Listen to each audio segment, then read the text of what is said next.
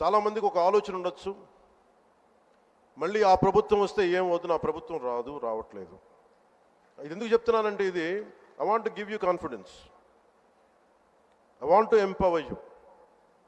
ఎందుకంటే మేమందరం ఇంక సహించడానికి సిద్ధంగా లేము. ఇక్కడ ఈ కూటమి ప్రభుత్వం తక్కువ మేము మాట్లాడుకుంది 15 నుంచి 20 ఏళ్ళు ఉండాలి. ఎందుకు అనుకున్నామంటే, ఆంధ్రప్రదేశ్ వికసిత్ ఆంధ్రప్రదేశ్గా ఉండాలి, వికసిత్ భారత్లో భాగంగా ఉండాలి. అంటే ఈ ఐక్యత చెడగొట్టే పరిస్థితుల్లో నేను లేను, ఎవరు కూడా లేవు.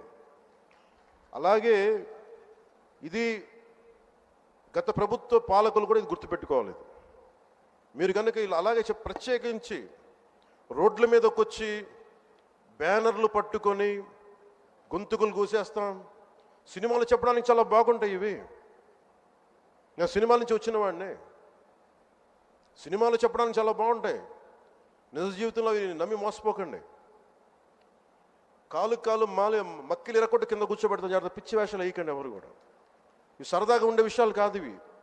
శాంతి భద్రతలను ఏమాత్రం క్షీణిస్తే చిన్నపాటిది కూడా సహించం. మీకు బలంగా తెలియజేస్తాం ప్రజలందరికీ కూడా.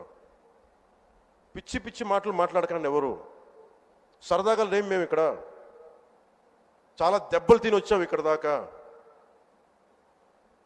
చాలా దెబ్బలు తిని వచ్చాం. 5 స్టార్ హోటల్స్లో ఉన్నా కానీ రక్షణ లేని పరిస్థితిలో ఉండేది.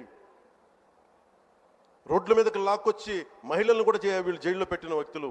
అవన్నీ తట్టుకొని నిలబడ్డామంటే ఇంకా మేము సంస్కారంగా ఉండాలి. With the constitutional guide lines, with in the framework of law ఉండాలి. కాబట్టి చాలా పద్ధతిగా మాట్లాడుతున్నాం.